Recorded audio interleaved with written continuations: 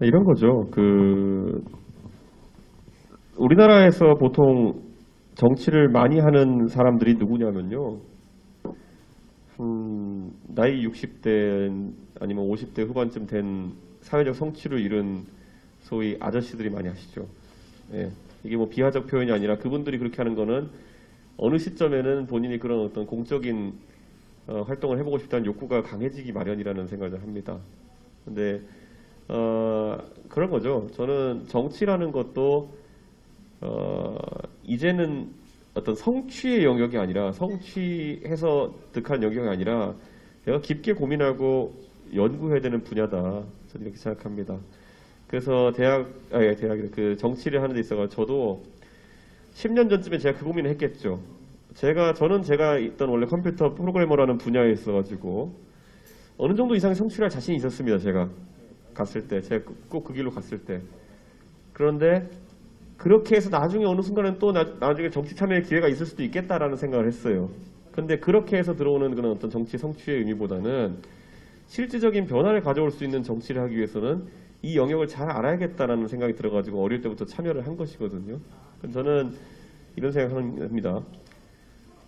보면서 미리 고민한 만큼 그 역량이 생길 수도 있습니다. 먼저 사회 현상에 대해서 많이 고민하고 문제의식을 고민하면요. 저한테 웬만한 거 물어봤을 때 왜 바로바로 답이 나오냐라고 말씀드리면요. 언젠가 다 고민해본 지점들이 대부분입니다. 언젠가는 제가 살아오면서 그 지점을 고민해왔었고 이번에 뭐 혁신이 하면서 저한테 공천룰 얘기하고 이런 분들이 있는데 저한테요. 공천룰 하나 멋진 거 만들어달라 그러면은 저는 이미 생각해놓은 게 있어요. 네, 저한테 하루만 주면은 제가 하룻밤 사이에 쫙 만들어낼 수 있습니다. 그런데 제가 그런 걸 내놓지 않는 이유는 제가 그런 걸 오롯이 밀어붙일 만한 힘이 있을 때 제가 하는 것이고 아까 제가 독재자가 되면 하고 싶은 거 되게 많다고. 예. 지금은 제가 당대표로서 제가 독재자가 아니라 당대표로서 이끄는 것이기 때문에 많은 타협의 과정을 거쳐가면서 이렇게 가는 겁니다. 대부분의 정당은 변화를 거부하기 때문에 새로운 시도를 할 때 보면은 결과가 확실하지 않은 것에 대해 가지고 공격부터 들어옵니다. 예를 들어 이런 거죠. 공직 후보자 기초 자격 시험을 본다 그러면은 가장 안 좋은 버전의 우려로 공격합니다. 예. 뭐 이런 거 있잖아요. 그러니까 정말 시험은 10점밖에 못 받는 분인데 의정 활동이 너무 능력이 좋은 분이 있을 수 있지 않느냐 뭐 이런 거 있잖아요. 예. 그러니까 시험은 10점인데 굉장히 정치인으로서의 자질이 뛰어나가지고 막 성공할 수 있는 분인데 그분 필터링은 어떻게 하냐 이거거든요. 근데 이런 건 약간 어떤 거냐면요. 운전면허 시험은 10점밖에 못 받는데 실제로 운전시켜보니까 되게 잘할 수 있는 능력을 갖춘 사람이 있을 수도 있지 않겠느냐. 그러니까 운전면허 시험은 부당하다 뭐 이런 거예요. 아니면 이런 거예요. 수능은 10점인데 고려대학교에 와서 공부할 수 있는 충분한 능력을 갖출 수 있는 사람이 있을 수도 있지 않느냐. 수능은 잘못되었다. 뭐 이렇게 시작하면 대화가 안 되는 거거든요. 그러니까 그런데 이런 게 사실 공격의 대부분이에요. 보면은 네가 어떻게 하느냐. 시험은 10점인데 의원은 잘할 수 있는 사람이 있다는 거를 모르죠. 네. 수능은 10점인데 수능형 문제는 더럽게 못 푸는데 현실에 나가가지고는 엄청나게 성공할 사람이 있을 수 있다. 어쩌라고요. 그러니까 우리가 어떤 사회에서 그런 걸 선정하는 기준을 정해놓은 거는 그래도 강한 상관관계가 있을 거라 생각해가지고 우리가 그런 어떤 입시 제도도 정하고 이렇게 하는 거잖아요. 보면은 예전에 요즘은 좀 과목이 다변화됐습니다만 옛날에는 국영수과 아닙니까? 국영수과를 잘하는 사람을 뽑는 것이 사실 성공하는 사람을 뽑는다는 100% 확신은 없겠지만은 강한 상관관계가 있다고 생각하니까 저희가 그런 입시제도를 썼던 거예요. 강한 양의 상관관계가 있다고 생각했기 때문에 국영수과를 잘하는 놈은 왠지 나중에 뭐도 잘할 거야. 그 실제로 그리고 어느 정도의 상관관계가 있죠.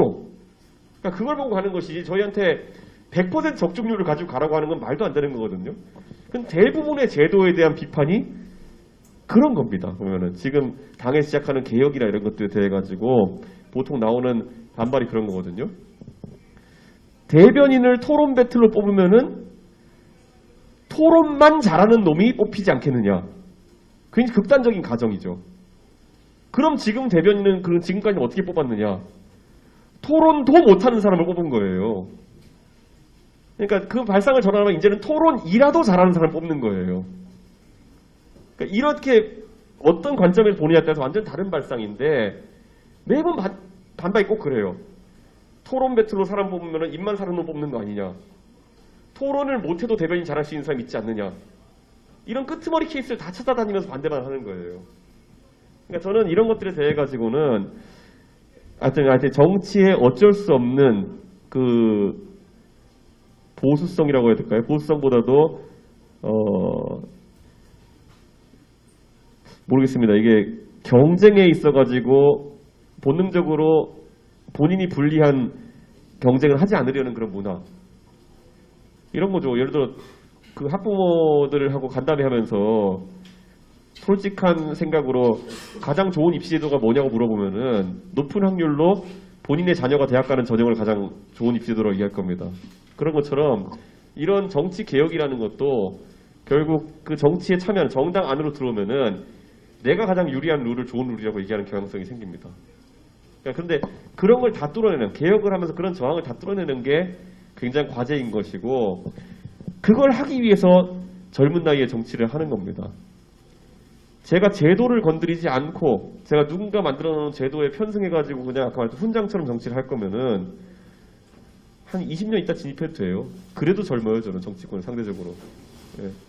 근데 저는 여기서 처음부터 이 개혁하면서 이 정치 판도를 완전 바꾸고 싶은 그런 생각이 있기 때문에 어려운 길을 온 것이고, 제가 한 고민이 많기 때문에 누구랑 이렇게 논쟁을 해도 웬만해서는 제가 뭐 이기고 지는 문제가 아니라 제가 고민 안 해본 지점은 거의 없다는 겁니다. 예. 그래서 오늘도 제 아침에 보면 이제 최재형 혁신위원장이랑 또 제가 따로 말씀을 나누고 또 조혜진 혁신위 부위원장의 말씀 나누고 하면은 조혜진 의원님 같은 경우에는 정말 개혁적인 마인드를 바탕으로 당내에서 그런 개혁을 주도하신 그런 분이거든요. 오늘 저희가 둘러 앉아가지고 진짜 막 이거는 좀 고민해야 된다는 얘기 되게 많이 하고 있는데, 결국에는 정치라는 거는 나의 유불리를 넘어서 가지고 시스템을 바꿀 수 있는 그런 어떤 공적인 마인드를 가진 사람들이 좀 했을 때 잘 되는 거지, 그런 사람이 돼야 된다고 저는 얘기합니다. 항상 보면은 당대표를 제가 왜 이렇게 하는지 말씀드릴까요? 지금까지 우리나라에서 당대표로 하면요 60대의 전유물이었어요. 60대가 당대표 하면 바로 어떤 수순을 걷게 되냐면요, 60대 초반에 당대표가 선출되면은 그 사람은 바로 대선주자로 분류됩니다. 그리고 대선에 출마할 기회라는 건 그 사람한테는 평생에 한 번 정도 주어집니다. 왜냐면 5년에 한 번 오는 기회인데 60대 초반에 대표돼가지고 60대 중반쯤에 대선 나가는 기회 한 번 정도 있는 거예요. 그 다음에 한 번 정도 거의 기회인 사람이 한 두 번 정도 나가서 70대 때 나가고 이런 정도거든요. 그러면은 대표가 되는 순간부터 한 3, 4년 뒤로 다가왔을 자신의 대선 출마를 위해 가지고 그 준비만 하는 겁니다, 보통은. 그게 보통 뭐냐?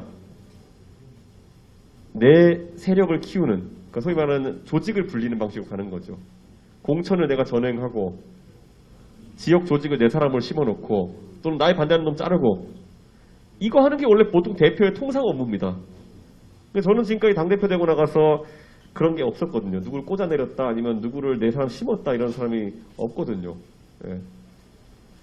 그렇기 때문에 이런 지금 많은 사람들이 보는 예전의 대표와 이준석이 다르다라고 하는 지점, 저 사람이 왜 지금 그러면은 그런 공격을 받느냐에 대한 부분은 그 가장 본질적인 차이에서 기인합니다. 보통의 당대표는 바로 직후에 대통령 선거를 나갈 생각으로 당을 운영하지만은 저는 제가 10년이든 20년이든 제가 바꾼 제도로 인해 가지고 저를 포함한 다수가 혜택을 받는 그런 판을 짜려고 지금 하고 있는 겁니다.